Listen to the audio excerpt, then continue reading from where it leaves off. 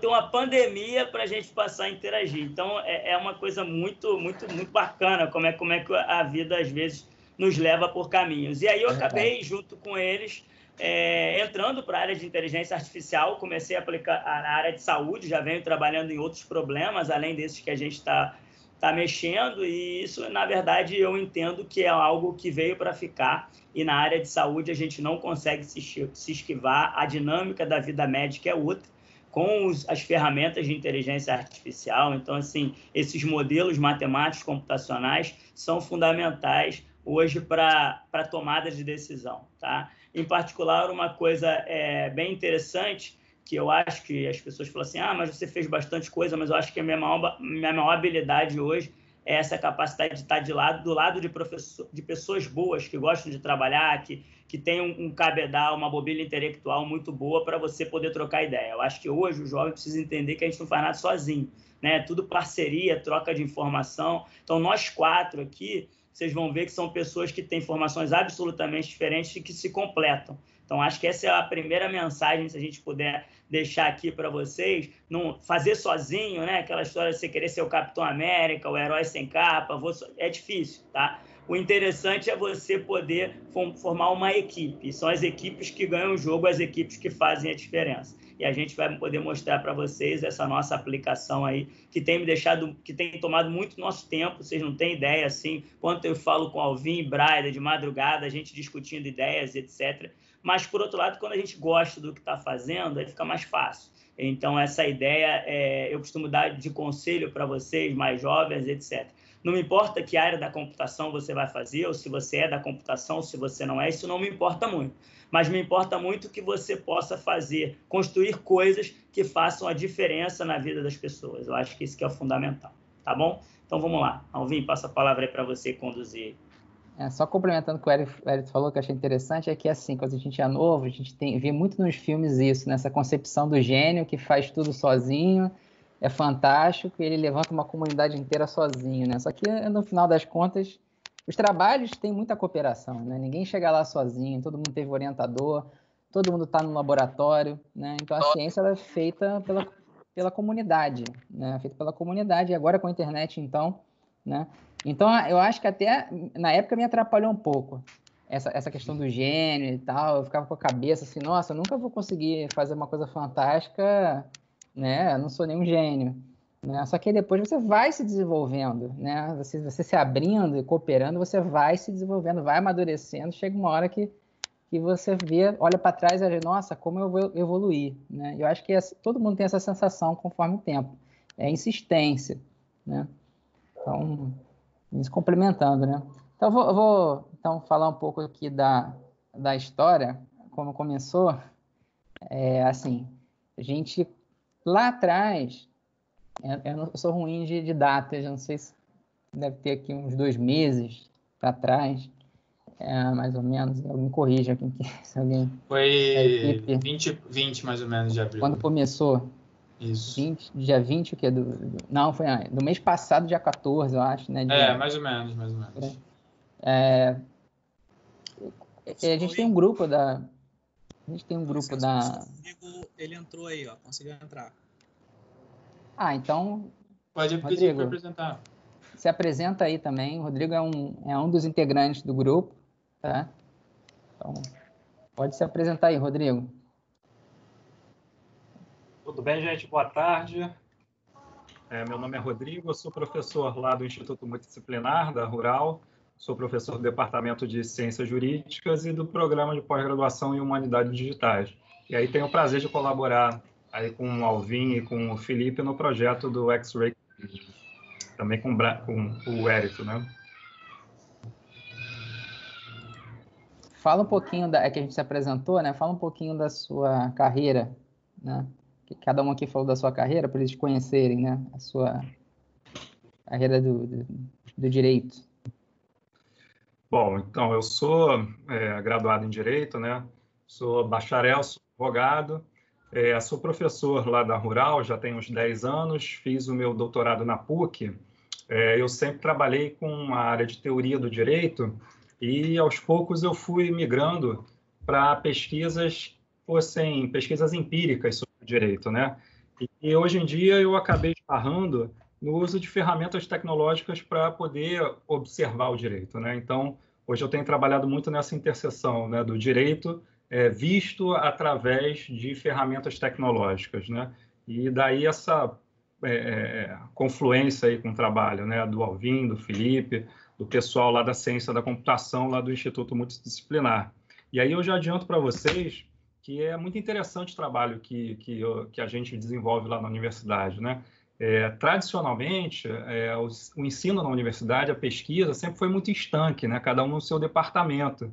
E aí as pessoas, quando caíam no mercado de trabalho, elas eram obrigadas a fazerem o trabalho que é interdisciplinar por natureza, né? E você colocava lá um cientista da computação para conversar com o advogado, com o contador, e na hora do trabalho todo mundo tinha que se entender.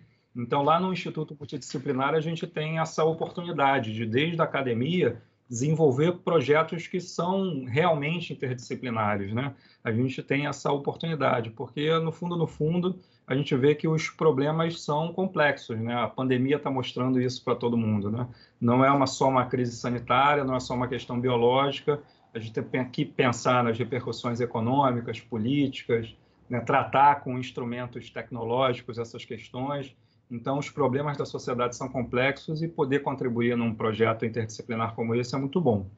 Então, era essa aí as minhas considerações de início. Tá, muito bom. Somos filhos da PUC, né? Eu e você. Então, continuando, então vou falar aqui um pouco de como tudo começou, né?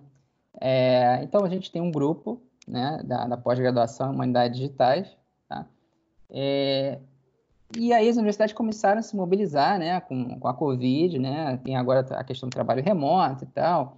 Temos que continuar a pesquisa e muita gente começou a fazer pesquisa, né, relacionada à Covid, né? E começamos a pegar dados, cada um lá no grupo, né, começou a trabalhar com uma área. Então, tinha gente trabalhando com simulação, né? O Rodrigo trabalhando com a parte do texto, né? Decretos também, né? De quarentena, associar os dados e tal, né? Algumas pessoas trabalhando com previsão, outras pessoas trabalhando com o demográfico e regiões geográficas da Baixada, né? Para entender o perfil da Baixada, né? Então a gente virou ali um polo de estudo sobre isso, principalmente da Baixada. Alvin, só um minuto.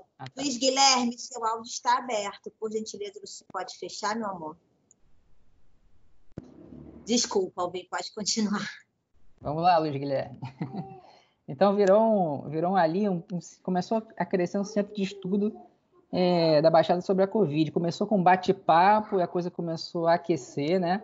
E eu resolvi pegar os dados, né, dos casos, né, de Covid. Comecei a fazer uns gráficos, mandar para o grupo, né? E eu comecei a ter muita dificuldade, porque, no final das contas, o que estava se medindo era a quantidade de testes diários, né? A gente estava vendo a quantidade de testes feitos e a quantidade de óbitos testados, né? Existe uma grande deficiência no país com isso, né? Na questão da testagem, na questão também não só da quantidade de kits, mas também do processamento dos resultados, né? Da lentidão que se tem. Então, analisar esses dados estava muito difícil, né? Ainda é um tema importante, interessante, mas eu resolvi tentar outra abordagem. Foi aí que eu vi alguns colegas pesquisando radiografia, né, imagens, e aí eu falei, poxa, eu vou pegar esses dados, né? Aí tinha uma base de um site chamado Kaggle, né, que ele fornece bases públicas e tem umas competições, né? E eu descobri lá que tinha uma base que tinha radiografias, né, de pacientes da Covid, né? Como é que eles obtiveram essas radiografias? A partir de artigos, tá? Então, existe um processamento de linguagem natural que faz a captura desses artigos, né? Já tem a rotulação dos artigos. Para ter menos erro, né, nas radiografias, eles focam o modelo na precisão, né? Então, quando ele traz com uma alta precisão, traz menos, mas traz com precisão, né? Então, eles montaram essa base com Covid e montaram também com imagem de pneumonia viral e radiografias comuns, né? Então, foi a primeira base, peguei para fazer um experimento, né? E aí eu comecei a achar os resultados interessantes, achei um artigo do Archive, que o cara tinha resultados bons, né? E comecei a tentar reproduzir, né? E aí foi daí que eu pensei, chamei o Felipe, né, para essa tarefa, que é assim, poxa, se a gente fizesse um produto que você pudesse tirar foto, né, da radiografia e já fazer a predição, né, para qualquer um, né, porque seria um sistema que você poderia usar em qualquer ambiente, usaria de instalação e tal, né. E aí o Felipe começou a dar ideias, desenvolver e tal, né, eu não entendo nada de sistemas, eu sou horrível, né. E aí ele começou a evoluir a ideia, né? Depois ele vai falar mais sobre isso, né? E aí a gente começou a desenvolver e eu acho que, eu não sei, mais ou menos uma semana a gente conseguiu fazer algo bem rápido. A gente trabalhou que nem chinês, né? Trabalhamos... Na verdade, foram 4, 5 dias. Em 5 dias a gente trabalhou, assim, demais, assim, pela empolgação. Parecia uma startup de 2 pessoas, né? São 2 pessoas numa garagem, né? Então, a gente começou a fazer eu nos modelos e ele no sistema. Tá? Eu no modelo, sistema e tal, eu tinha achado um resultado bom, né? E aí, e eu tinha um pouco, assim, essa ideia de que, como eu já fiz projetos, eu já trabalhei em empresa também, já fiz projetos, né, com empresas, e eu vejo muito os projetos começando bem incipientes, entendeu? Um projeto que vai ser muito bom e grande, vai virar um produto, ele sempre começa com carência de dado, ele sempre começa com carência de verba, com carência de recursos de máquina, que ele, de repente, vira grande, né? Então, assim, a questão é um pouco de acreditar, né? Então, eu acreditava muito nessa ideia, no potencial disso, né? Não sabia que ia ter o boom que teve de mídia, né? Porque é difícil entender como esse fenômeno acontece de mídia, mas eu pensava muito nisso, né? O Felipe também começou a acreditar e tal, e desenvolveu o sistema que foi ficando cada vez melhor, né? E aí saiu a primeira versão, né? Nesse processo, né? E nessa primeira versão, ao longo dessa primeira versão, o Hériton, ele mandava alguns vídeos, já vinha mandando, acho que antes do desenvolvimento do sistema, já mandava para mim uns vídeos sobre a palestra dele sobre a Covid, né? Já me mandava, eu assistia e tal, né? Aí, quando saiu essa primeira versão do sistema, eu mandei para o Hériton, né? O sistema. Aí ele não respondeu na hora, né, Hériton? Acho que ele demorou aí um tempo, né? Ele foi analisar lá, né? E ao longo desse processo também, né? O Rodrigo ainda acho que não tinha entrado, se não me engano, né? Entrou depois, né, Rodrigo? Na verdade, a gente lançou de sábado, a gente colocou no ar na madrugada de domingo, de sábado para domingo.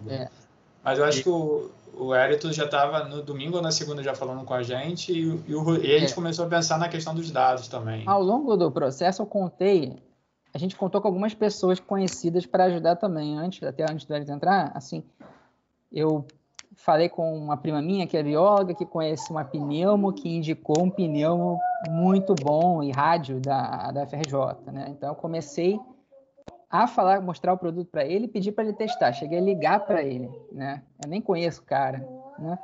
Aí liguei para ele, falei com ele, uma pessoa mais velha e tal, e aí ele deu muitos feedbacks importantes. Por exemplo, né, a questão de cruzar com sintomas e tomografia, né? Só que era uma coisa muito nova, eu falei, pô... e realmente, né, a manifestação da Covid, muitas vezes ela não aparece na rádio, né? Então, muitos pacientes que têm a Covid não manifestam na rádio, né? Então, e aí, posso fazer um comentário, Leandro? Pode. Na verdade, a nossa maior preocupação nesse período inicial é que, assim, no caso eu e o professor Alvin, a gente tem um conhecimento de inteligência artificial, de computação. A gente não tinha conhecimento de medicina. E todo projeto, não importa o que seja, se for multidisciplinar, ele precisa da pessoa específica da outra área para dizer se realmente aquilo ali faz sentido. Porque simplesmente se a gente aplicasse um modelo preditivo, se aquilo faz sentido ou não, se aquilo está certo, validar a ideia, validar o método, validar a metodologia. Então, nesse momento, a gente estava querendo buscar alguém para poder, principalmente na área médica, de preferência especialista, para verificar se aquilo ali faz sentido e o resultado faz sentido e para poder ajudar a gente nesse momento complicado, entendeu? Porque o que acontece muito, às vezes tem pessoas, por exemplo, da nossa área que às vezes coloca gráficos, mas o cara não é da área, então às vezes ele não consegue realmente entender se aquela informação que ele está tentando extrair é verdadeira mesmo. Então essa foi a nossa maior preocupação inicial. E foi no caso que a gente começou a procurar pessoas conhecidas para poder tentar validar. No caso, esse pneumo e foi algumas outras pessoas. E aí que chegou um ponto também, importante, porque a gente chegou no ponto que a gente fez o negócio em 5 dias. É um protótipo aqui e acabou, vamos parar. Né? Paramos ou não? Né? E a gente começou a conversar com as pessoas, né, com os médicos e tal. Aí algumas pessoas falaram, não, acho que vale a pena continuar, tem futuro e tal. Né? Já estava cansado. Aí nesse momento o Hélito entrou na... Então, aí o Hélito respondeu. Né? Aí quando ele respondeu, aí já deu uma animada maior, porque dá uma sensação de insegurança quando você não tem alguém para te dar um respaldo. Então...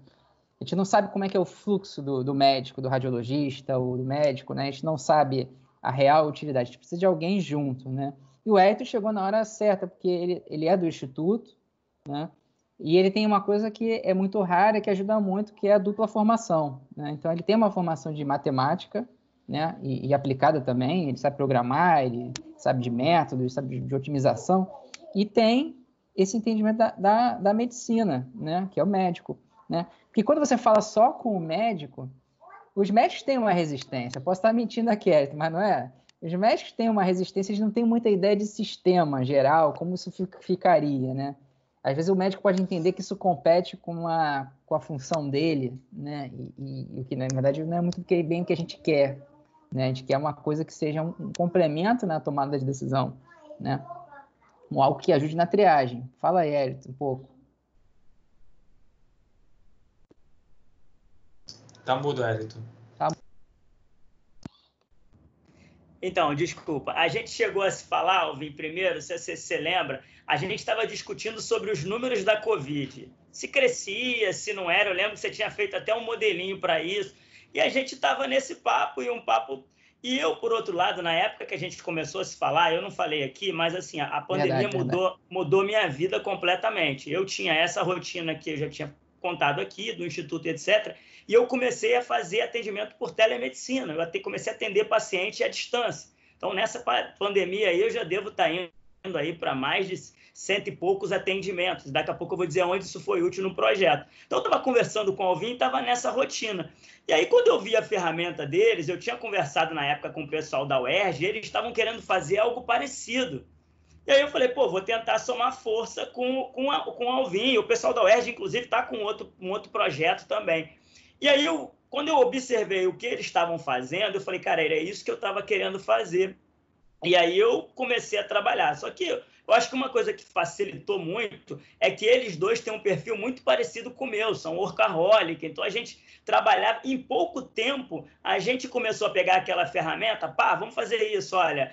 Porque quando você faz um modelo, e até antes de falar isso, cara, modelo, por definição, é simplificação da realidade. Então, se a gente chegar aqui um dia e falar, não, temos um modelo que é a realidade, não é mais modelo. Né? Então, a gente tinha que garantir que aquilo que a gente estava fazendo é útil. Né? Eu gosto de uma frase do Jorge Pibox, que é muito boa, né? Todos os modelos estão errados, mas alguns são úteis. Então, como fazer um modelo que seja útil para a prática médica? Esse era o nosso desafio e o Alvin colocou aí muito bem. A gente precisava chegar aí. Então, a primeira coisa foi identificar a questão das imagens per si. Como é que a gente vai treinar o modelo? A gente tem, às vezes, um banco de dados que não era o que a gente queria, tem algumas limitações, tira alguns grupos de imagem e põe. Então, nesse primeiro momento, a gente queria poder retornar para o médico, né? Que essa primeira ferramenta que a gente fez era para o médico. E a gente falou, como é que a gente pode fazer isso de uma maneira que seja útil, né? Para o médico, etc. Então, a gente caminhou nessa direção. Mas aí, um dado momento, e isso aí foi muito rápido, o Leandro vai lembrar, e o Braida também, acho que a gente começou a ter muita pressão com relação a sintoma. Por mais que a radiografia seja legal, né, fosse legal, a questão é, cara, o que eu posso fazer para um cara que está em casa? Porque até o momento a ferramenta ela era para o médico, para uma pessoa que está lá na ponta, como eu, se eu estiver lá na ponta, eu receber um paciente e eu vou tentar dar esse diagnóstico. Mas a gente queria algo antes, a partir dos sintomas. E aí, eu vou passar a palavra para o Alvin, mas assim, aí a gente começou a entrar num segundo ciclo, que foi um ciclo maravilhoso, ao mesmo tempo que muito trabalhoso. Fala aí, Alvin. Eu vou falar do Rodrigo também. O Rodrigo, eu sempre trabalhei com o Rodrigo. A gente tem aluno em comum, né? Da pós, né? A gente já trabalha junto há um tempo. Eu estava tentando lá com os dados, né? Associar a curva com os decretos de quarentena. Seria um trabalho fantástico se a curva não tivesse tantos problemas. Eu acho que eu jogava, às vezes, a curva. Eu tenho mania de fazer isso. Eu solto um gráfico, às vezes eu mando para algumas pessoas para ver o que elas vão achar, né? Pessoas que não têm nada a ver, né? E aí teve um cara que jogou água no meu chope, né? Aí eu fiquei meio triste. Aí foi por isso que... E o Rodrigo sempre trabalhou comigo nisso, né? Aí, indo para a imagem, ele ficou um pouco fora, mas aí depois a gente precisou dele, porque quando saiu o produto, a gente começou a entrar em questões de privacidade, né? Por exemplo, a gente precisou fazer um termo de contrato. A gente precisa dizer que é um protótipo, porque existe um grande dilema, né? Você como a ferramenta estava aberta, o paciente podia chegar e confrontar o médico, por exemplo, né? Tem um diagnóstico, né? E eu quero confrontar o médico. Como é que fica isso? Como é que a pessoa também confia que a gente está armazenando os dados e estamos anonimizando, né? Como é que é essa questão, né? A gente vai agregar essa base, depois vai vender, né? Isso não pode. Então, a gente tem que botar isso no termo de contrato. Foi aí que o Rodrigo entrou com essa parte e fez um belo termo de contrato que a gente nunca conseguiria fazer, né? Vou até falar... Na verdade, não só foi o termo, foi várias orientações para poder guiar a gente nesse sentido, porque, no caso, a gente não tem nenhuma experiência. Isso é um grande outro mundo, então é bem complicado até por ser. E é o Rodrigo que diz o que a gente pode fazer e o que não pode fazer. Pode pegar isso, porque aí tem como descobrir, né? Aproveitando o gancho, né? O que acontece? Qual é o meu papel nesse projeto, né? Como o Leandro disse, eu já trabalho com ele há algum tempo, mas nesse projeto a minha função é um pouco diferente, né? Você tem uma usina de força aí, né? O Hérito, o Alvin e o Felipe são workaholics e querem fazer um modelo que seja mais útil para a aplicação do domínio específico que é da medicina. Mas o meu papel, às vezes, é de ser o chato de falar que, às vezes, o modelo, para ser o melhor, pode esbarrar em algumas limitações que a legislação impõe, né? A coleta e tratamento de dados. Então, o meu principal papel no projeto é fazer o chamado compliance da legislação de proteção de dados, né? É garantir que o projeto esteja cumprindo com a norma que regula como é que são coletados e tratados dados das pessoas, né? Que hoje isso é uma preocupação central, né? Nossos dados estão cada vez mais expostos, a nossa privacidade é cada vez mais atacada e o direito está se preocupando com isso. Então, a gente tem uma Lei Geral de Proteção de Dados que iria entrar em vigor agora em agosto, mas que foi adiada por causa da pandemia.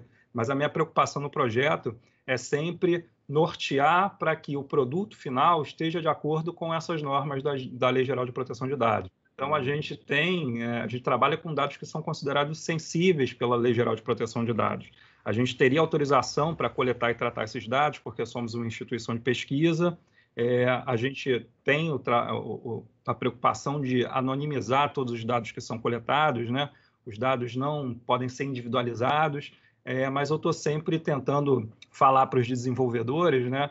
Quais são as preocupações sobre armazenamento desses dados, quais são as questões relativas à segurança da informação, que tipo de dados podem ou não ser armazenados e podem ser vinculados com outros dados dentro da base de dados que está sendo trabalhada.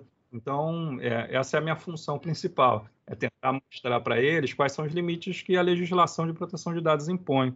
E tem dois outros aspectos que também são importantes, né? Que é a propriedade intelectual, o registro do produto que está sendo feito, né? O registro do programa de computador. E uma outra questão que a gente até tem que discutir mais à frente, mas o Leandro já falou, que é sobre a responsabilidade, né, da inteligência artificial, que é um tema que vai ser muito discutido daqui para frente, no direito mesmo, né? Porque a gente está trazendo um produto que vai auxiliar o médico na tomada de decisão, né? E de que forma isso vai influenciar na responsabilidade do médico, né? Porque esse é um capítulo à parte no direito, a responsabilidade do médico pelas orientações e pelas medidas que ele toma. Então, na medicina, no direito, a gente diz que a medicina é uma obrigação de meios. O médico tem o dever de trabalhar com os melhores meios possíveis para se obter o resultado que é garantir a saúde do paciente, mas ele não tem o dever de garantir a saúde em si, ele tem o dever de garantir os melhores meios possíveis. E quando a gente introduz um meio novo, que a gente diz que é inteligente, né, inteligência artificial, como é que fica a responsabilidade do médico frente a esse novo mecanismo? Então, são essas as minhas principais funções aí no projeto. Vou fazer aqui um agradecimento especial, se isso for público depois, né? A Daniel Escofano, um amigo meu, que ele ajudou muito nessa parte, na parte de marketing, aonde você divulgar, né?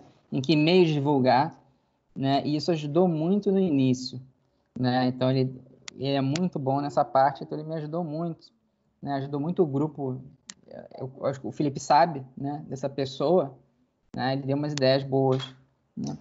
Mas o engraçado é que até no início a gente não estava nem preocupado em... o próprio projeto se divulgou sozinho, e na verdade a gente não esperava no início a repercussão que teve, porque o que a gente estava fazendo era uma coisa que era uma diversão minha e do Leandro. A gente, além de a computação ser o nosso trabalho, é nosso hobby. Então, por isso também que a gente consegue ficar tanto tempo, às vezes, trabalhando, é claro, certas limitações. Nesse início foi um pouco, saiu da limitação, mas então, na segunda fase também, mas a gente estava fazendo porque a gente queria fazer diferente, e não simplesmente esperar que tivesse sendo divulgado o marketing. Claro, a gente queria que, no final, a gente queria que os médicos utilizassem, que fosse algo legal para a sociedade. Mas, no primeiro momento, não foi esse o objetivo, e sim foi algo nosso, porque a gente queria fazer. A gente queria ver como acontece e tudo mais. Uma coisa engraçada, né, que quando saiu, a gente botou no ar, né, como a base é pública, começaram a pipocar também soluções depois, né? Teve uma solução que foi, curiosamente, muito parecida com a nossa, né? A caixa de entrada, o botãozinho, é muito igual, né? Assim, e isso começou a me incomodar de uma forma, incomodar a gente, que aí, na verdade, não é culpa de quem copia, na verdade, porque não tem direito, mas significava que, assim, se a gente tem uma base pública, faz um modelo muito bom, ou menos mal, enfim, né? Se a gente tem aquilo ali, aquilo como estava, era facilmente replicável, entendeu? Então a gente tinha que ter alguma evolução a partir dali. E realmente estava surgindo, né? Tinha esse indiano, já existia empresa que fazia, não para a Covid, mas identificação de propriedades do pulmão, né? Uma startup, tá? De uma amiga minha, né? Que estudou comigo. Começamos a descobrir que o Andrew Ng, né? De Stanford, está orientando um aluno nessa área, né, de identificar padrões e radiografias a partir da foto de um celular, é a mesma coisa, né? Então, começou a fazer também, né? Então, começou a aparecer um monte de gente grande e tal, né? E aí, o Hélito entrou nessa questão dos sintomas e tal, né?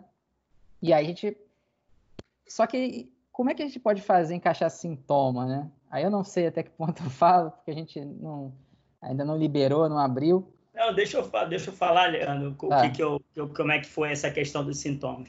Os sintomas é uma evolução natural disso aí, tá? Porque, assim, os modelos, muitas das vezes, eles são muito bons quando você tem a imagem, mas quando você pode associar, além da imagem, os sintomas, os dados que a gente chama de clínicos, isso aí pode resultar ainda no melhor desempenho e etc. Então, a ideia era partir para isso. Só que o problema é que, assim, como é que a gente ia fazer sabendo que as dificuldades que a gente tem em relação aos dados de Covid, tá? Então, assim, a gente tem hoje, quase todas, acredito que todas, as revistas do mundo são abertas com relação a Covid. Então, todos os artigos de Covid você pode ler no original. Por exemplo, hoje saiu um artigo no Lancet, que vocês podem ler, dizendo que a cloroquina, num estudo observacional com 90 mil pacientes, não teve efeito. Acabou de sair hoje, vocês podem ler no original. Eu acho que a grande vantagem da maneira como a gente como as coisas se desenrolaram do ponto de vista acadêmico durante esse período difícil. E aí, só que quando nós nos debruçamos com algo que era, cara, muito complicado de fazer, de ter as informações.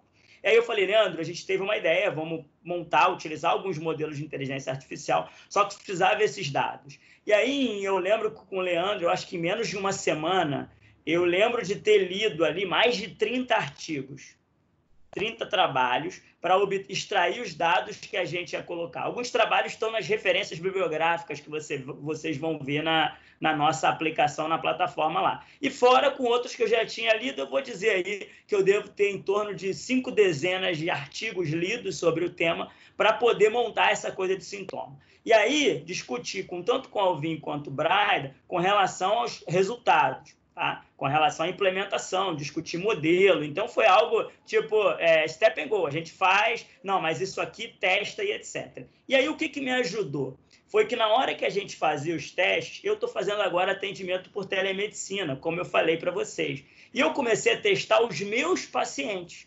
Então, eu tenho um paciente com Covid, eu testava na ferramenta. E assim, a coisa foi tão cresceu de uma forma tão exponencial que em pouco tempo, não foi, Elvin? Em pouco tempo, a gente conseguiu fechar num modelo que passou a ter mais trabalho para o Braida, de questão de layout, etc., do que o modelo em si. Porque o que a gente conseguiu tornar os dados ficou muito bom. E aí, assim, eu já vou abrir para vocês uma notícia, assim, sabe aquele momento que você se sente muito feliz e triste ao mesmo tempo? Você já conseguiu sentir isso? Eu senti isso anteontem, na verdade. Eu nem falei com o Alvin, nem falei com eles ainda. Eles vão saber agora de surpresa. Meu filho vinha apresentando os sintomas de tosse, febre, meu filho, tá? E etc. Mas eu não estava ligando, porque ele já teve um monte dessa infecção viral, etc. Em um dado momento, ele começou a aparecer com anorexia, não queria mais comer. Eu joguei na ferramenta. 79% do meu filho ter coronavírus, a ferramenta disse.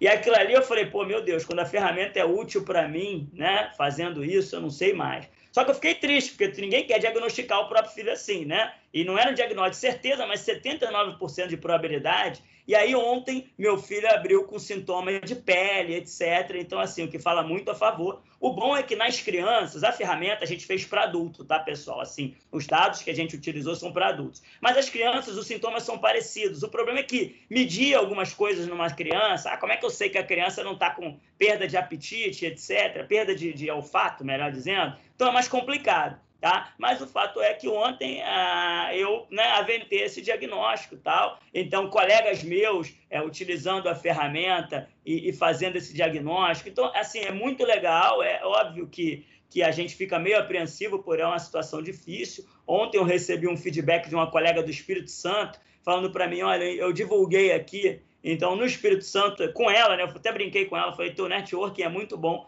A gente teve um pico de acesso no Espírito Santo, assim, porque um monte de gente começou a usar. Então, assim, em resumo, o que eu quero falar é o seguinte, para a gente ter isso na cabeça, vocês são jovens, tal, a gente hoje tem que pensar em fazer ciência, né, para ajudar as pessoas. Você vê que no exemplo a coisa começou até como um hobby, e aí, de repente, você percebe que aquele hobby, na verdade, você pode mudar a vida das pessoas, você pode ajudar os outros. Tá? Eu acho que isso é uma coisa muito importante que a gente quer frisar aqui com vocês. E você pode ajudar as pessoas de várias maneiras, às vezes com sistema, mas às vezes com outras ideias mais simples. Eu tenho um colega que montou recentemente um sistema onde eles montaram uma parte de distribuição de maneira gratuita de EPI para pessoas que não têm. Cara, vocês podem fazer a diferença na vida das pessoas, acreditem nisso, tá? E a parceria, estar junto de pessoas boas, ajuda muito. Vai lá, Alvin, toca o barco.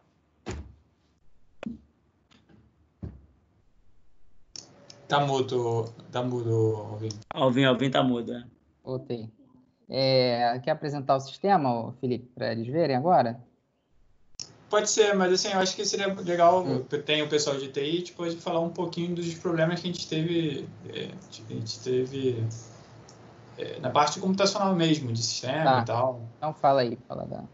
Então, acho que a gente teve alguns desafios.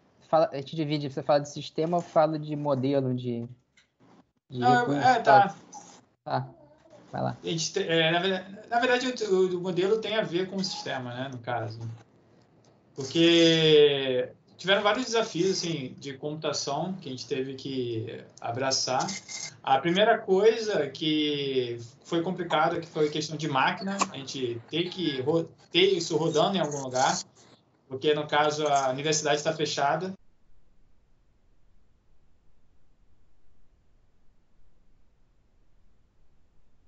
Tá sem som. Tá. Voltou. Me escutando? Voltou? Escutou o que eu falei ou cortou? Acho que mutou aqui sem querer. Não. Vai, continue, pode continuar. Eu não sei então onde parei. Então, a gente teve esse primeiro desafio, a questão de máquina, porque a gente não podia garantir a disponibilidade de 100%, 95% em questão na universidade, porque a universidade está fechada. Então, esse foi o nosso primeiro problema. Então, a gente teve que ir para nuvens privadas nossas. E o segundo desafio foi a questão assim, porque uma coisa é o aprendizado de máquina, inteligência artificial no lado de pesquisa, aonde ele não tem uma preocupação em escalar, porque a minha preocupação com o Alvin no primeiro momento era: será que os nossos modelos dariam conta para um grande número de usuários online ao mesmo tempo? Então, essa foi uma preocupação muito grande que a gente acabou perdendo até naqueles 4, 5 dias. Foi basicamente 1 dia e meio só nessa brincadeira de definir como seria a arquitetura e definir, além disso, como seriam soluções, porque não só a arquitetura seria o suficiente para poder escalar e a gente garantir que o serviço funcionasse, porque tem problema de memória, tem problema de processamento, etc. Então, esse foi um grande desafio. No caso, a gente até adotou a arquitetura de serviços e a gente teve que otimizar bastante código da parte de aprendizado para poder aguentar a carga. E isso, olha que a carga nem é tão absurda. A gente está muito longe de um acesso de um Google, de um Facebook ou coisa do gênero. Ordem de dezenas de pessoas por minuto, segundo e tal. Então, isso foi a nossa primeira grande preocupação. E, por curiosidade, assim, quando o sistema lançou, a gente começou a perceber vários problemas que, no final das contas, a gente, na academia, a gente não se preocupa. Então, por exemplo, teve gente que mandou fotos aleatórias. Às vezes a pessoa mandava a foto do próprio peito, achando que faria uma radiografia. E isso... Porque, no final das contas, se a máquina prevesse, porque ela vai prever alguma coisa para isso, porque ela recebe o conjunto de imagem, tem uma função matemática que gera uma saída. Então, ela vai tentar prever alguma coisa. E na segunda versão, a gente começou a se preocupar para parecer assim, que a gente teve que criar uma outra funcionalidade. Na verdade, a gente nem usou a inteligência artificial, a gente usou o processamento de imagem para poder validar se aquela imagem faz sentido ou não. Porque, além disso, tiveram casos que a gente só aceitava radiografia PA de tórax, que é na parte frontal, se o Hérito até me corrija. Ele poderia ser lateral, poderia ser de trás, ele poderia ser várias radiografias em uma foto só. Teve casos que médicos mandaram... É de trás para frente. De trás para frente. Tiveram médicos que mandaram várias, tiveram médicos que mandaram tomografia, tiveram gente, não sei se médico não, na verdade, mandaram uma tomografia. Então, até a gente teve que chamar um colega nosso, que ele é especialista de visão computacional, para poder ajudar a gente a definir mecanismos para poder proteger. E, no caso aqui, a gente está querendo até transformar isso na parte em IA mesmo. Mas a gente ainda não teve fôlego de transformar essa parte em inteligência artificial. Então, a gente está usando até visão computacional, que é um pouco diferente a abordagem das técnicas. E esse foi o nosso grande desafio. Na verdade, foi o custo computacional de rodar aprendizado de máquina, porque é um grande desafio rodar online, isso, e transformar isso em produto, porque a gente não tem tanta experiência nisso. E acabou que a gente foi aprendendo sobre demanda. Agora você pode falar até um pouquinho sobre a AI mesmo inicial. Vou falar até uma questão que, assim, quando você transforma em produto, começam a surgir outros problemas que não são só de mercado e tal, né? Que podem virar pesquisa também. Por exemplo, quando você tira uma foto com uma luz fraca, né? Isso pode impactar na predição. Quando você tira uma foto rodada, né? Isso também pode impactar na predição. E quando a gente está falando de massa, muita gente enviando dados, né? E massa não é a pessoa leiga, né? Se você pega muitos médicos enviando, vai ter médico enviando de maneira errada, né? Então, a gente vai ver médico botando a mão na radiografia, aparecendo o dedo junto com a radiografia. Tem isso. A gente tem ele botando várias radiografias na mesa e tirando a foto, né? Então, para isso, tem que ter uma filtragem de processamento de imagem, né? Ou de whatever, né? Outra coisa, né? Para fazer isso. E não só o filtro para descartar, mas também você tem que fazer um modelo que ele consiga entender essa questão da rotação, entendeu? Da translação, da questão das bordas e tal, tá? Eu não estou falando aqui nada que seja, vamos dizer assim, tem muita gente fazendo isso, tá? Mas a gente tem esse problema mais intensificado, a gente tem que ter algo melhor, né? A gente tem que tratar isso melhor do que na academia. Na academia, quando você tem lá o dataset, você tem um dataset bem comportado, tirado sem borda, com coisas ruins, certinho, entendeu? Então, a gente tem que fazer algumas coisas, né? Eu vou falar aqui 2 técnicas, né? Primeiro, a chamada de data augmentation, né? Que você tem que fazer, aumentar os dados, gerar mais exemplos e entortar eles, né? Isso é o que todo mundo usa, isso não é nenhuma novidade.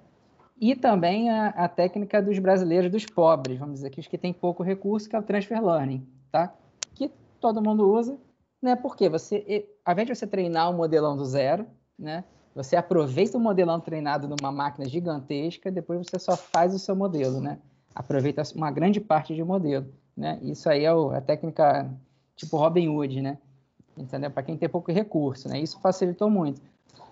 Não só isso, né? Na verdade, só complementando, ouvinte, só por curiosidade, a gente tentou, nesse momento, começar a rodar modelos um pouquinho maiores. Assim, a minha máquina aqui não aguentou, minha outra máquina não aguentou. Isso também foi um outro problema nosso, de treinar. O custo computacional para treinamento, dependendo, é bem elevado. A gente teve que usar uma infraestrutura da Amazon para poder treinar certas coisas, não foi? Aí a gente começou a ver, por exemplo, eu sempre gostei de usar a Amazon e Google, né? De preferência a Amazon, sem querer fazer propaganda, mas sempre usei. Assim, sempre gostei muito. Prefiro, às vezes, pagar do bolso do que depender de infra, né?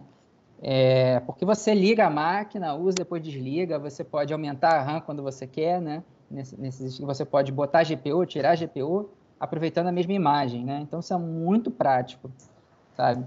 Você pode botar um alerta para desligar, se passar de determinado horário, né? Então, é muito seguro para você não terminar o mês com a sua conta estourada, né?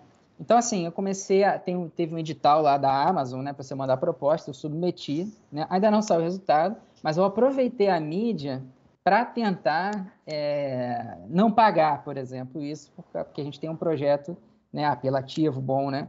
Então, submeti. Com a Razor, eu estava procurando máquina para mim, eu preciso de uma máquina para rodar, eu só tenho um notebook atualmente, né?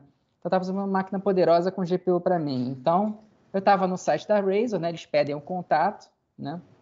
E aí o cara me ligou, né? Aí me ligou, aí eu peguei a mídia e usei, olha, estou com um projeto aqui, se vocês puderem dar um desconto na máquina, estou precisando para ontem, isso, né? E aí, comecei a tentar usar também um pouco da mídia para conseguir a parte de máquina, que é precária, né? Assim, a universidade a gente tem máquina, tá, no nosso departamento, só que as máquinas não dão conta para esse tipo de coisa, tá? A gente precisa de uma GPU com uma memória boa, tá? Senão demora, por exemplo, um processamento sem GPU demora dias, tá? Isso que a gente faz. Com o GPU demora horas, né? Então é uma diferença muito grande, tá? Então, para você escolher modelos e tal, você quer experimentar, isso facilita muito você ter a GPU, tá? E hoje em dia está muito fácil você fazer modelos que usam GPU, né? ou mais de uma GPU ainda, né? Então, isso foi uma coisa que a gente está tentando, né, a evoluir, né? Vocês vão abrir horário para pergunta? Vamos. Estamos no final do roteiro. Agora a gente... Mais alguma coisa, Felipe, de sistema, ou quer mostrar o sistema agora? Não, a gente pode mostrar o sistema. Eu só tenho que ver aqui como compartilha aqui a tela.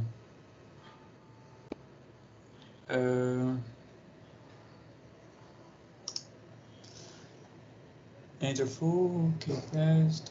Enquanto ele faz aí, eu acho que eu não tenho permissão. Do LNCC. André, eu acho que eu não tenho permissão. Ah, tá, achei. Tem algumas parcerias com TechGraph, LNCC, né? Tudo isso a gente vai fazendo ao longo do tempo, né?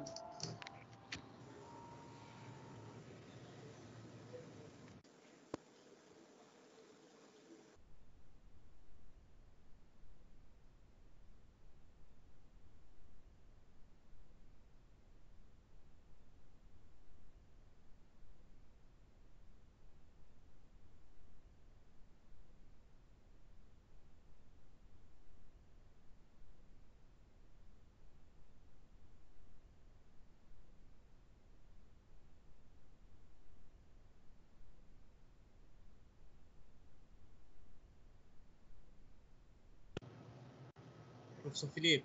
Opa, voltou aqui o som. Na verdade, quando apareceu aqui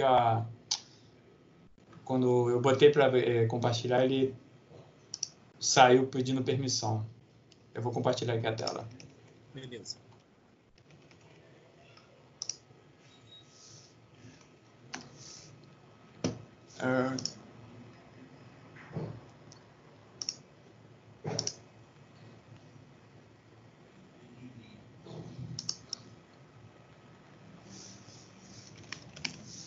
Bom, a gente não falou, né? A gente criou um laboratório virtual, uma coisa que a gente já tinha uma ideia, né? Aproveitou esse espaço da mídia, como criamos o sistema, né? Falei, vamos aproveitar e criar botar informações do nosso laboratório, nossos grupos de pesquisa lá do departamento e da pós, né? Então a gente criou um espaço aí para colocar informações da equipe e dos grupos de pesquisa, né? Ainda está em formação, mas... Tá, vocês estão vendo aí? Agora saiu, estava funcionando agora. Agora apareceu, Sim. agora apareceu. Sim. No caso aqui, esse é o sistema. Estão escutando?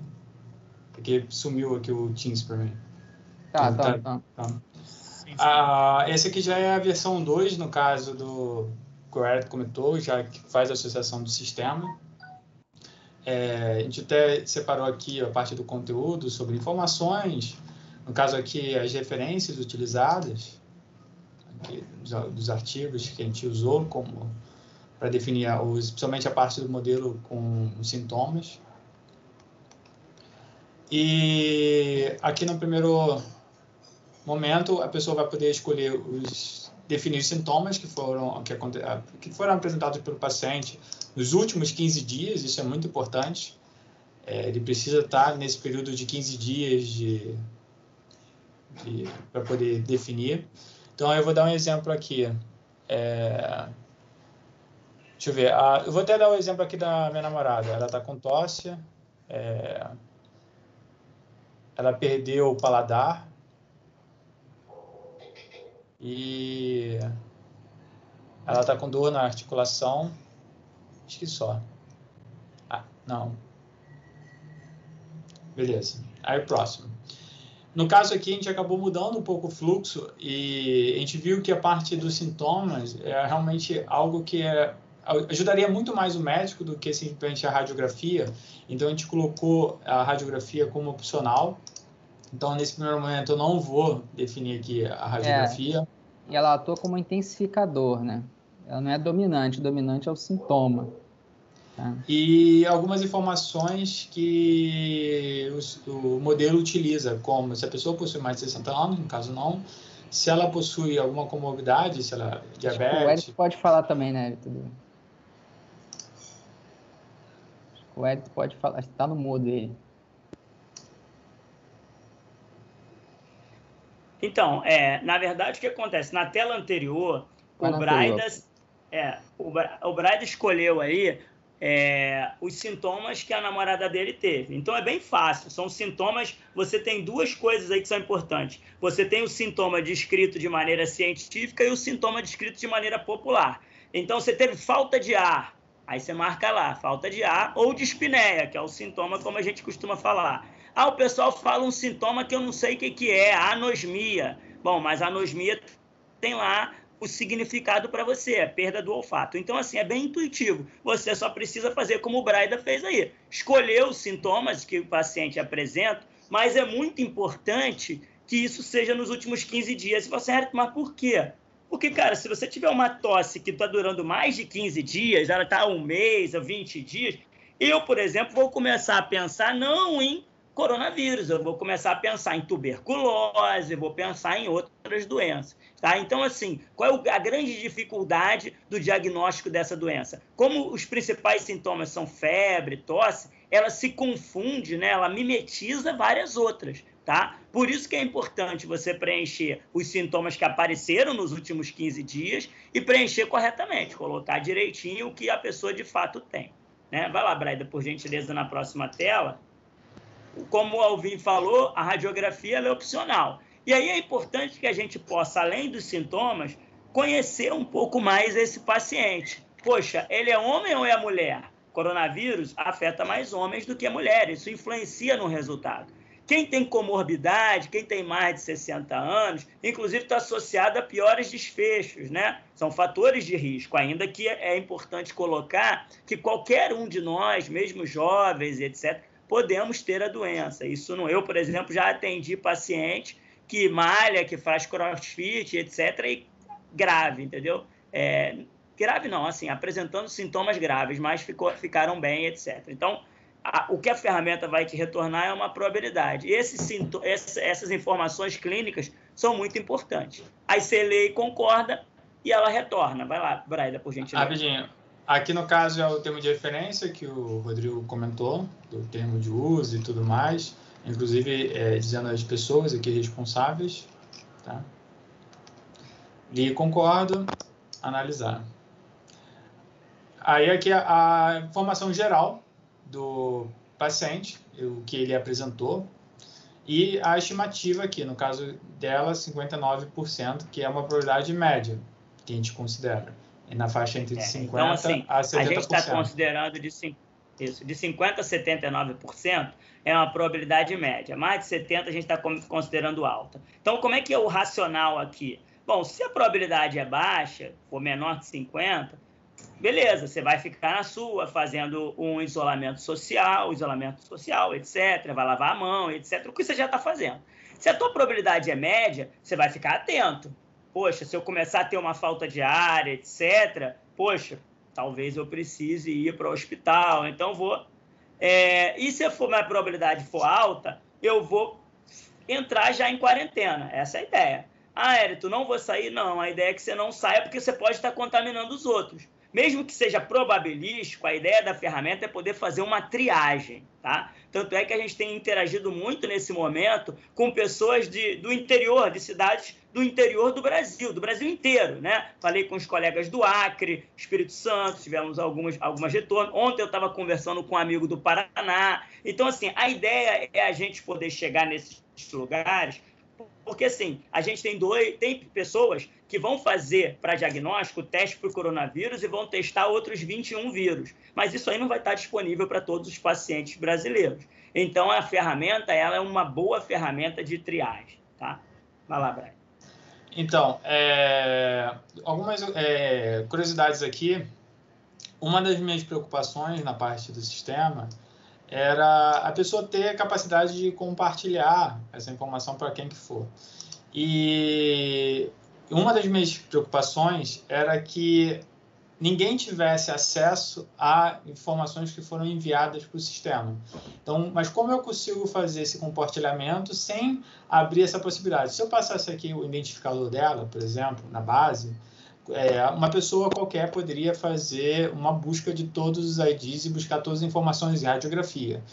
Então, eu tive que apelar um pouco até para a matemática e construir funções matemáticas que eu conseguisse ir e voltar através de funções para ele não tem como uma pessoa gerar essa palavra-chave aqui sem ter conflito e conseguir adivinhar quais são as palavras-chave de todas as pessoas que mandaram aqui.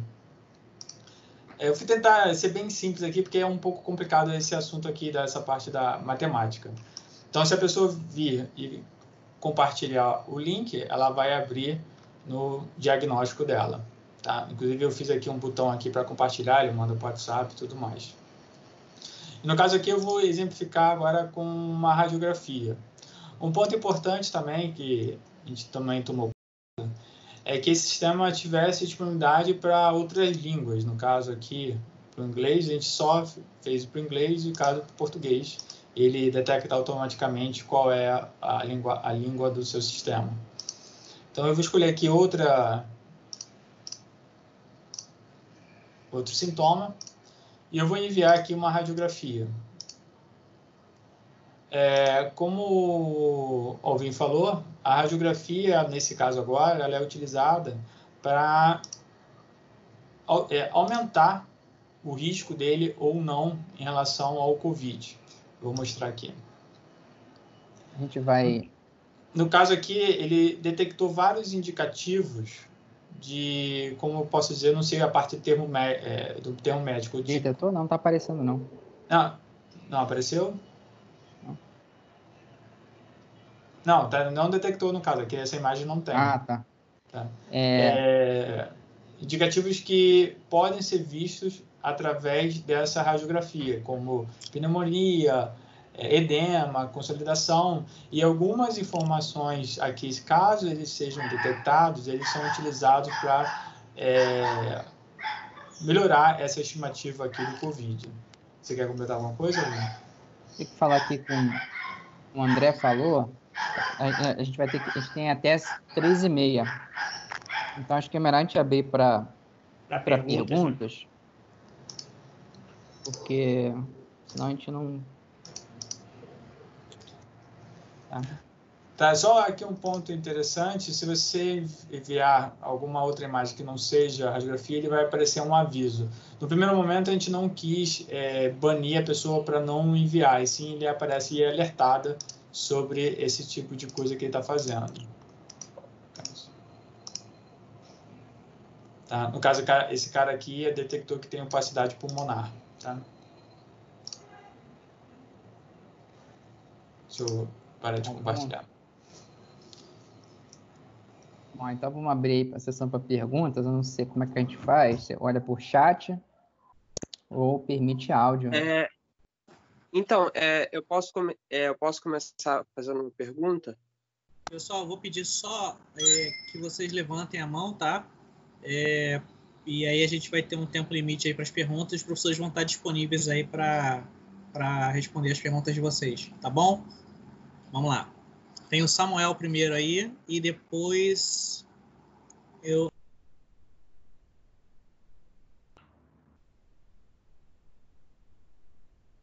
Ficou mudo aí. Agora voltou. Samuel, pode falar. Pode. Então, do modo geral, baseado na inteligência artificial, assim, nas suas conversações internas ou assim, nos seus conflitos, ou até mesmo de um jeito utópico, como isso afeta, do modo geral, o mundo e assim, do modo geral e do modo médico que vocês estão falando, mas não só na COVID, como vocês tinham comentado, mas como daqui a uns 5, 10 anos, como que a inteligência artificial vai estar operando nesses setores.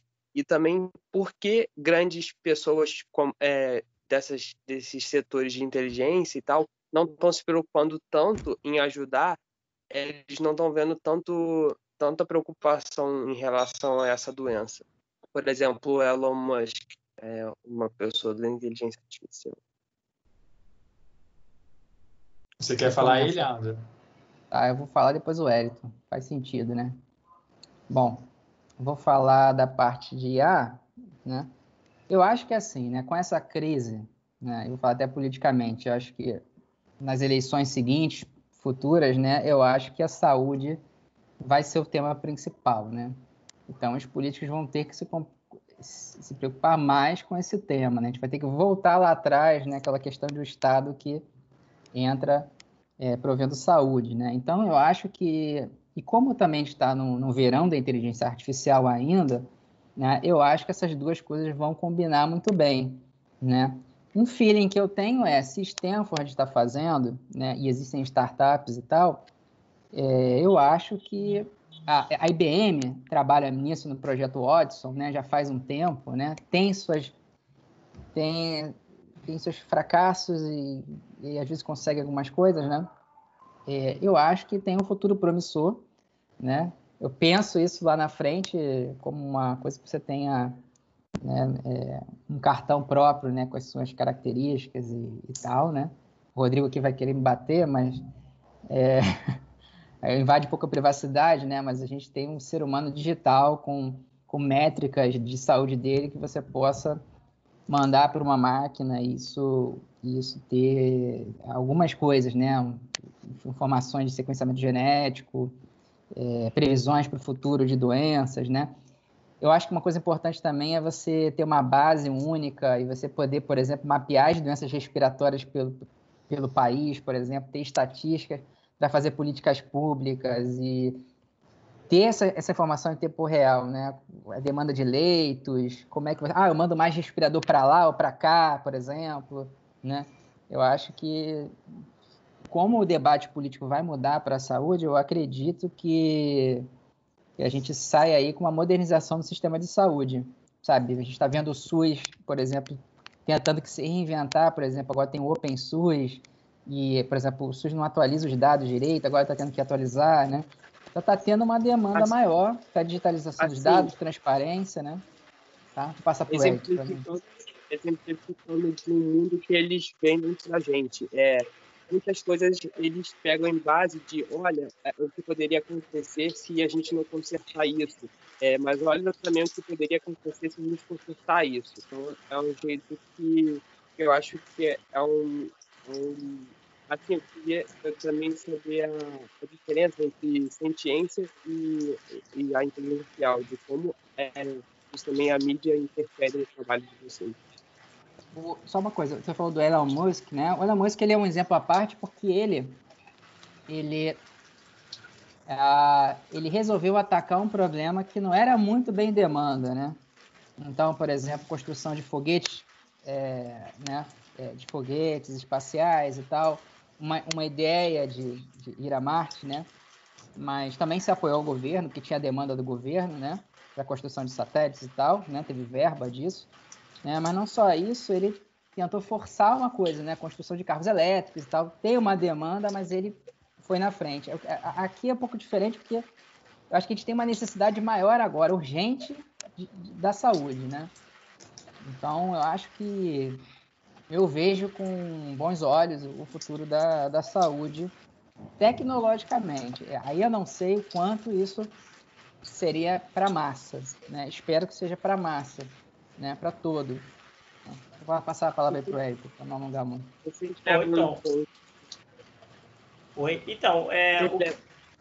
Vou focar um pouco na pergunta dele, que a pergunta dele é longa, mas assim, o que eu posso dizer, a gente publicou ano passado um artigo que era falando de inteligência artificial aplicada na área de saúde, e o título do artigo era "Quem corre ao cavalo, a gente precisa ser jockey". Então, essa é a grande transformação da sociedade atual. A gente vai ter ferramentas que vão, né? O professor Val Harari costuma dizer que o homem vai fazer coisas que não fazia anteriormente, né? Ele chama isso de homodeus. Eu nem gosto muito desse termo, mas é para marcar que o ser humano vai ser diferente, que vai fazer coisas, por exemplo, esse diagnóstico a partir de sintomas, eu, médico, não sei fazer. Eu não tenho ideia dos pesos, de como o modelo roda isso de uma forma para me dar a probabilidade. Eu sei a matemática por trás, ok. Mas, assim, daí para eu fazer essas contas de cabeça, etc., é um outro passo. Então, assim, tudo para mim vai depender de como a gente vai se apropriar dessa ferramenta. Porque você pode usar essa mesma ferramenta aqui, essa mesma ideia, para o mal. Há, por exemplo, na área de saúde, pessoas que rodam os modelos que a gente está discutindo aqui para saber se uma pessoa ela tem compulsão ou não por jogos. E aí eu descubro que alguém tem, e aí o que eu faço? Eu mando para essa pessoa informativo por e-mail de um novo bingo, de um novo cassino, e aí eu pego uma pessoa que já tem propensão a ficar viciada e eu, de fato, né, influencio para que ela, essa doença, né, eu posso me aproveitar da doença para ela me gerar dinheiro. Tá? Outro exemplo, publicado, acho que foi 2017, 2018, foi um modelo de Deep Learning que o pessoal, a partir de fotos, tipo o que a gente está fazendo aqui, só que não eram radiografias, eram fotos de celular, etc., para detectar se uma pessoa, um homem ou uma mulher, é gay ou não. Então, a questão é muito mais de como você usa, para que você usa.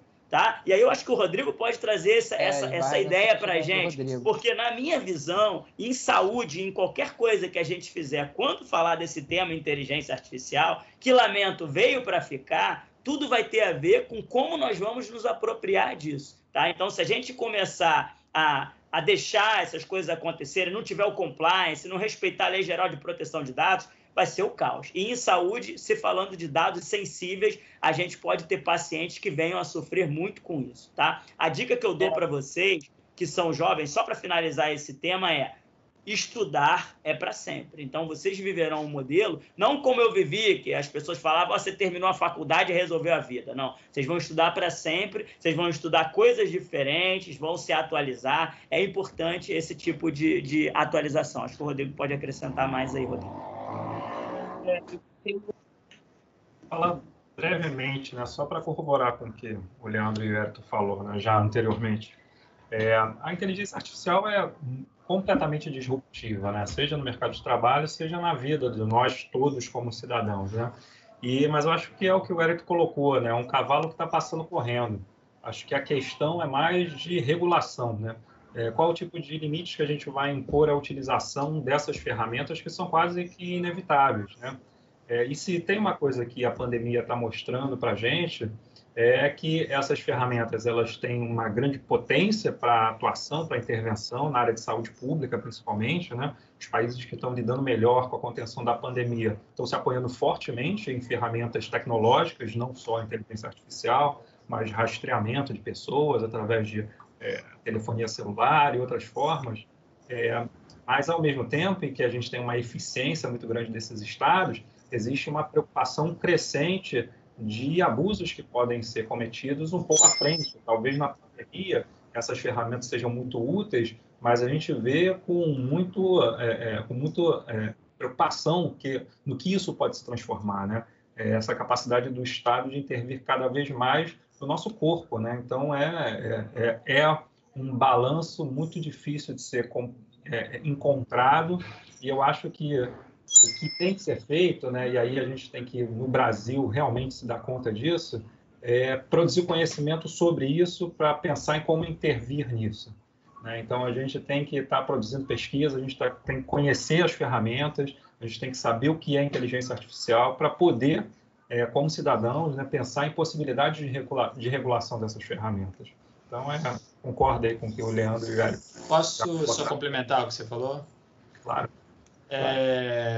Eu normalmente sou eu que abro a aula inaugural lá no nosso departamento, e todas as vezes, já há alguns anos, eu sempre falo uma coisa que eu acho que aumenta essa última frase que o Rodrigo falou. Na verdade, não é questão de inteligência artificial, não é nada disso. Na verdade, a gente está vivendo uma nova mudança de sociedade onde a gente depende totalmente com computação. Não estou falando de computação não tem nada a ver com computador. E todas as áreas do conhecimento estão evoluindo bizarramente, com um passo bem grande, por causa da computação. E, além disso, algumas só estão conseguindo evoluir, assim, no nível que é necessário, por causa da computação. Então, como o Rodrigo falou, não é só a inteligência artificial. A gente vive num mundo interligado, onde existe computação, e é necessário que todo mundo entenda o que é computação, para poder você não viver num mundo onde você não sabe a base dela. A nossa economia depende da computação, a política atualmente depende da computação, tudo depende da computação. Então, é importantíssimo esse conhecimento agora vir até desde base. Saber, como o Hélio comentou uma frase lá, saber o que é matemática, função, contar, isso é computação. Então, é muito mais do que só a inteligência artificial. A inteligência artificial é uma coisa pequena de tudo que está acontecendo atualmente. Professor, vamos... a gente já está encerrando aqui quase. Tem a Tainá para fazer uma pergunta. Acho que dá tempo de mais uma ainda. Vai lá, Tainá. Acho que o Samuel também tinha aí, não tinha? Tô vendo. O Samuel já respondemos, né? Tá, beleza. Vamos lá, Tainá, microfone.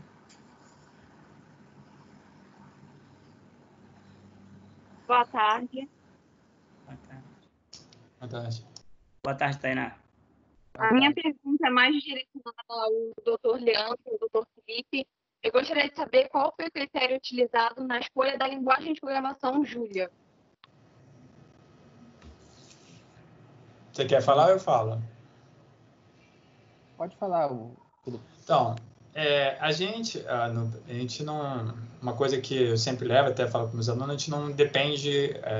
nenhuma da linguagem a gente não escolheu porque é favorito, não. Na verdade, a gente escolheu porque... Na verdade, a gente usa várias linguagens, não só foi o Julia. Na verdade, a primeira versão, a gente acabou adotando JavaScript, Node.js, para o back-end e para o front-end, porque o front-end não adianta ser, por algumas razões, técnicas e não técnicas. E o Julia, na época, foi também questões técnicas e não técnicas. A primeira técnica é a questão do desempenho dela, e a facilidade dela de escrita. A gente precisava de uma velocidade, porque a gente queria fazer algo muito rápido, e como ela é uma linguagem especificamente dirigida para domínio científico, diferente, por exemplo, do Python e outras, no caso do Julia ele seria mais próximo ao MATLAB, então a gente precisava de algo rápido para fazer com um desempenho muito bom. Então, e a gente já vinha trabalhando tanto com essa linguagem quanto outras, então foi a questão mais de tomada de decisão simples, não foi nada muito pensado, não.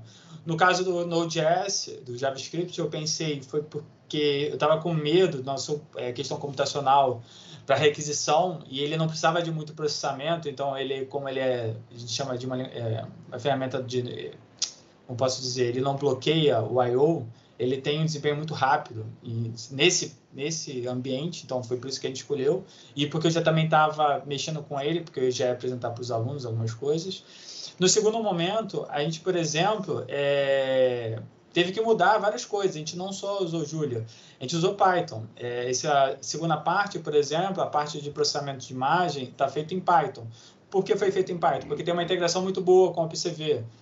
E a gente acabou usando o Python também para uma outra parte do modelo, porque a gente queria, como o Alvin falou, a gente queria fazer um transfer learning, e esse transfer learning estava escrito em uma biblioteca chamada PyTorch para Python. Então, a gente acabou usando. E tem uma outra parte do modelo que está em Julia e foi feito em Julia por questão de desempenho. Então, acho que eu consegui... É que assim, a gente já vem estudando Julia já há algum tempo, né? Eu tenho algumas bibliotecas em Julia públicas, o Felipe também. A gente tem um grupo de estudo de HPC, de alto desempenho, que a gente trabalha com Julia, né? Então, a gente... no início, a gente até escolheu, sim, fazer em Julia como um case, né? Só que chega um momento que a gente, como a comunidade não é tão grande, né? Chega no momento que você precisa de, vamos dizer assim, documentação maior, né? Outros exemplos, né? Então, isso no Python, a comunidade é muito grande, né? Então, chegamos no momento que algumas coisas tivemos que mudar para Python, né? Então, assim, eu me familiarizo muito com duas coisas, né? Com a linguagem Julia, primeiro, que é a mais elegante para trabalhar cientificamente, disparado, né? O Flux, a biblioteca mais elegante para mim, para trabalhar com Deep Learning. Só que no lado de Python também tem uma muito boa, que tem uma documentação muito boa, né? Que é o PyTorch, tá? Existem outras, né? Até o Keras mesmo. O Keras, a documentação é sensacional. Tem Keras, tem TensorFlow, só que o PyTorch, para mim, é o meio termo, né? Você consegue fazer alguma coisa mais baixo nível e, ao mesmo tempo, uma coisa alto nível, né? Enquanto o Keras é mais engessado e o TensorFlow você gasta mais tempo para fazer, apesar de uma boa documentação também. eu me encaixei muito com o PyTorch da maneira como eu penso. Tem gente que se encaixa mais com Keras, gente que mais com TensorFlow, MXNet, CNet, Canet, né? Tem para todos os gostos, né? Eu me encaixo muito em PyTorch. Mas, só completando, a gente não ficou preocupado muito na linguagem. A gente tinha que usar o que a gente precisa para resolver esse problema. Aí, no caso, a gente definir a linguagem. Existem, claro, algumas questões também de desempenho de memória, tá? Algumas coisas no Julia gastam mais memória ainda, com GPU e tal, tá? Apesar de ter um desempenho melhor, outras coisas no Python isso é mais lento, gasta menos memória. Então, tem essa análise também, né? Então, é sempre ficar olhando, né? E não ser um religioso da linguagem, mas sempre ficar olhando ali o que você pode ter de melhor, né? O que importa mesmo é o design do modelo, a arquitetura, tá? São os conceitos, a base, né? Programar, você programa em qualquer linguagem, né? Tá? Mas vou dizer aqui, né? Minha preferida é, assim, a linguagem que eu acho que é para o futuro é Julia, né? Usando também Python, também nessas duas aí, né? Em termos de IA, né? Vamos lá, professor Felipe Roberto, lá de Nova Friburgo, tem alguma pergunta? Não, só agradecer mesmo. É um tema novo. Eu, particularmente, não conheço muito sobre o tema, mas agrega, né, nesse momento e mostra a importância de profissionais como vocês, né, no mercado. Então, muito obrigado. Aí, na próxima, me convidem também, tá, André? Beleza, tamo junto. Isso obrigado, aí. Tá, gente? Mais alguma outra pergunta? Ou não? Reinaldo, mais uma pergunta. Professores, desculpa, mais uma pergunta aqui rapidinho no Reinaldo. Vai, Reinaldo. Tá tranquilo. Claro, sem problema. Boa tarde. A minha pergunta é mais voltada para TI, para a IA. Eu queria saber de vocês qual foi a maior dificuldade na hora da criação da... Rapidinho, cortou a última frase. Criação...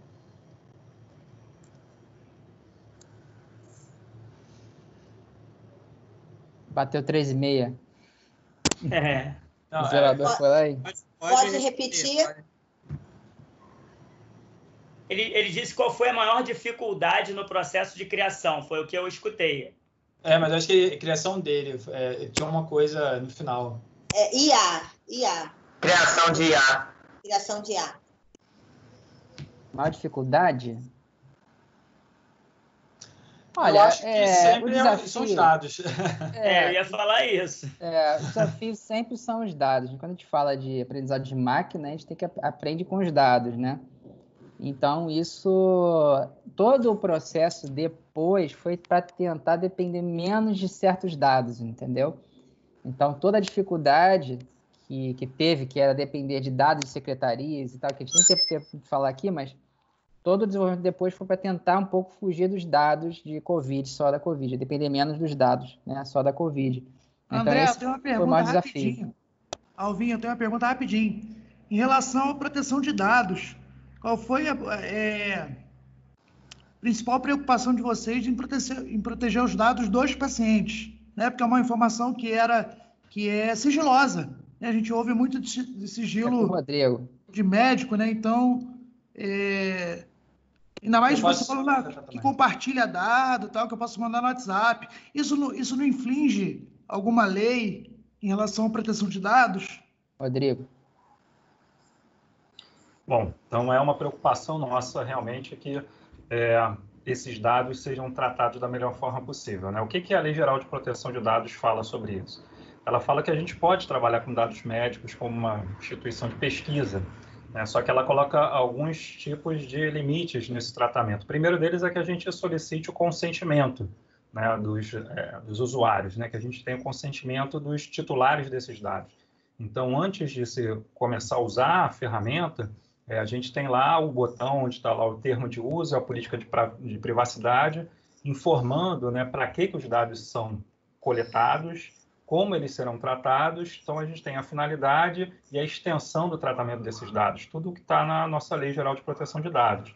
E, além disso, a gente tem uma preocupação muito grande, né, mesmo tendo consentimento, em tentar garantir a anonimização desses dados, que eles entrem para os bancos de dados, mas que eles não possam ser identificados, né? A gente não, nos bancos de dados, a gente coleta as imagens, mas a gente não associa quem são os usuários que enviaram aquelas imagens, né? Então, a gente tem lá o modelo sendo treinado com as imagens que são submetidas, mas a gente tenta dissociar dentro do banco de dados a informação sobre quem enviou cada imagem e esse tipo de coisa que poderia gerar a identificação daquele que é titular daquele dado que está sendo tratado e coletado pelo sistema. Então, a gente tem uma preocupação sempre muito grande com essas questões, né? Então, é sempre muito importante, por exemplo, né? O modelo melhoraria, a gente poderia ter mais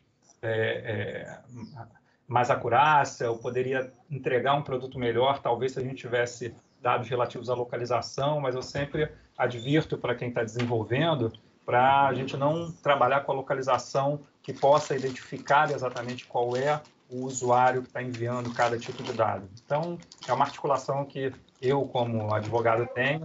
Eu no projeto, eu faço o trabalho de Data Protection Officer, né? Seria o responsável pela garantia do cumprimento das leis de proteção de dados.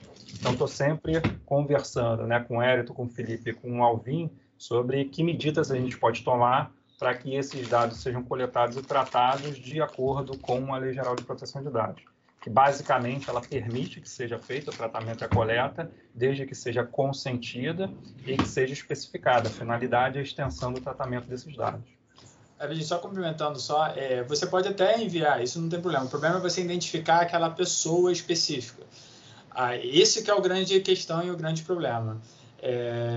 E, além disso, uma das preocupações, como eu tinha comentado, é uma pessoa não baixar a base inteira. A base não é disponível para ninguém. E isso é uma das coisas do termo. Ela é só disponível para essa aplicação. E, dependendo de como você faz o sistema, a pessoa tem como pegar ou catar a base inteira. Roubar os dados. Então, essa foi uma das preocupações, que isso não pode acontecer. Então, por isso que eu usei alguns artifícios matemáticos para poder fazer isso. E uma outra preocupação nossa, e foi mais grave ainda na segunda versão, porque teve uma grande mídia, foi a questão de invasão de infraestrutura. Então, eu me preocupei bastante na primeira, mas na segunda eu fui bem mais xiita nesse assunto. A base só entra internamente dentro, assim... Só quem tem acesso aos dados, no caso, a máquina, sou eu, ninguém, nem o Alvin, o Hélito, o Rodrigo não tem acesso. Só quem consegue acessar essas máquinas é um computador, só. Então, eu tive várias preocupações, porque tiveram vários ataques, isso é normal. Quando você sobe um serviço, ele é crawlado pelo Google, vão tentar invadir, isso é mais certo que certo. Então, eu tive que fazer algumas estruturas de infra para poder banir máquinas que estão tentando invadir, etc. Mas, hoje em dia, está bem controlado isso. Muito mais, na verdade, estava controlado e agora eu deixei bizarramente controlado, no nível que só uma máquina no mundo consegue acessar essa máquina atualmente. Deixa eu só falar uma coisinha para terminar. Em relação aos dados, né, que as pessoas, às vezes, já foi colocado, qual foi o maior desafio, o Leandro falou, mas eu queria falar um pouco disso em saúde, e esse é um grande desafio para a gente hoje, porque a gente talvez não se conheça como deveria, tá? Então, hoje uma pessoa faz um procedimento médico, seja ele qual for, isso não está registrado ou fica registrado num prontuário em papel e a gente não consegue reaver esse dado. Então, quando a gente fala de inteligência artificial, se a gente quer usar isso, a gente precisa ter esse dado, tá? O dado é fundamental. A gente já brincava, né? Os dados são o novo petróleo. Eu nem gosto muito dessa afirmação, mas talvez a nova eletricidade, mas é algo que é fundamental. Então, você poder investir seu tempo e entender essa dinâmica, como foi colocado ali, gerar dados, trabalhar com dados, de fato, é fundamental. Mas nem sempre eles estão disponíveis. Então, ter ferramentas para que essas coisas possam acontecer, principalmente em saúde, ainda é um grande desafio. Eu queria terminar aqui, pelo menos a minha parte aqui, dando um recado para vocês. se protejam com relação ao coronavírus, levem isso em consideração, respeitem. Eu vejo muita gente, às vezes, na rua, a gente precisa atender um paciente, etc. Vejo pessoas sem máscara e achando que não vão pegar, e etc. Eu vejo, algumas vezes, pessoas jovens, tá, tendo a doença. É óbvio que tem os fatores de risco e a idade e as comorbidades são mais importantes, mas é importante que vocês entendam que, assim, tudo está muito legal até quando acontece com a gente, né? Então, quem tem como pessoas próximas, eu perdi um amigo médico recentemente devido à doença, etc. Então, quando você vivencia aquilo, você ainda dá mais valor, talvez, do que quando você está vendo a coisa assim. Então, se cuidem. A gente fez essa ferramenta, ela é uma ferramenta gratuita. A ideia é que a gente possa ajudar, que ela possa ser uma ferramenta de suporte à tomada de decisão. Queria aproveitar aí para agradecer o convite da Firjan. Eu achei esse modelo bem bacana que vocês estão fazendo. Parabenizar pelo trabalho, né? Então, a gente sabe que nesse período de pandemia as pessoas estão tendo que se reinventar e a gente ver iniciativas como essa é certamente uma honra para a gente poder participar. Um grande abraço para vocês aí. Professores, eu queria agradecer aos professores aí, todos, né? Principalmente o professor Rodrigo, meu orientador, o professor Alvim, meu orientador também lá no mestrado. Muito obrigado aí pela oportunidade. Professor Felipe, depois eu queria trocar também algumas ideias aí. Claro. E o professor Érito é sensacional, né, na forma de explanar também. Eu fico muito agradecido. Eu acho que foi muito enriquecedor para todos aqui, para a gente, né, em si. Então, de coração, agradeço mesmo. O professor Rodrigo ainda volta daqui a uns dias para fazer um outro webinar com a gente aqui, né? E muito obrigado mesmo. Eu queria agradecer quer também. falar alguma coisa? Pode falar, professor. Não, eu queria agradecer também e fazer minhas palavras do professor Érito. Tudo que ele falou também pode considerar como minha parte também. Agradecer e todo mundo se cuidar, né? Principalmente está muito complicada a situação. Bom, eu agradeço muito, faço do André as minhas palavras, em nome da Firjan Senai Vicente Carvalho. Agradecer também aos colegas instrutores que participaram com as suas turmas, né? Nós tivemos a Michele, Marco Aurélio, Luciano, Kiane, Gilson, Washington, instrutor Felipe, de Nova Friburgo, a equipe técnico-pedagógica também aqui presente, Flávia, Peter. Muito obrigada por mais momentos como esse de aprendizagem, de troca. Sensacional o projeto de vocês, que vocês possam ajudar ainda mais pessoas. Obrigada como cidadã e como profissional da educação. Um abraço, gente. Até a próxima. Obrigado. Tchau, até a próxima. Beijo, obrigada. Obrigada, professor Rodrigo também. Obrigado.